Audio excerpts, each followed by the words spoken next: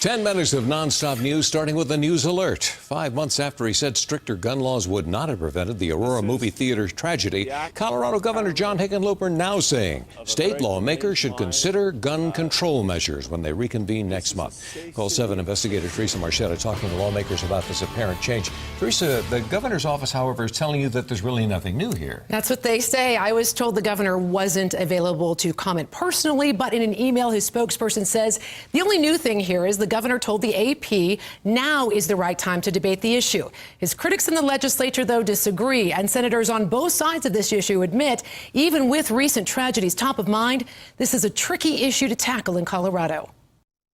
I was taken back a little bit. I mean, I agreed with what he said last summer, that when there's an act of evil in that manner, there probably isn't going to be a law that can change that. Republican State Senator Greg Brophy says Governor John Hickenlooper has changed his tune since the Aurora movie theater shooting.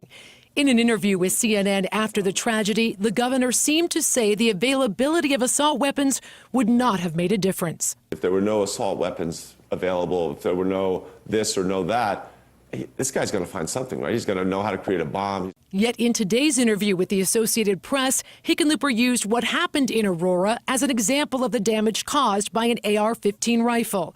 Hickenlooper told the AP, "I think we need to have that discussion and say, where is this appropriate?" I think the governor's right. We're going to have a conversation this legislative session about how to balance the lawful ownership of guns and protect public safety. Senate President-elect John Morse admits that balance is difficult to achieve, but believes Coloradans' way of life won't be threatened by limiting access to weapons like these. Of course, we want people to be able to hunt. That's a big part of Colorado's culture. But hunting people is not a big part of Colorado's culture.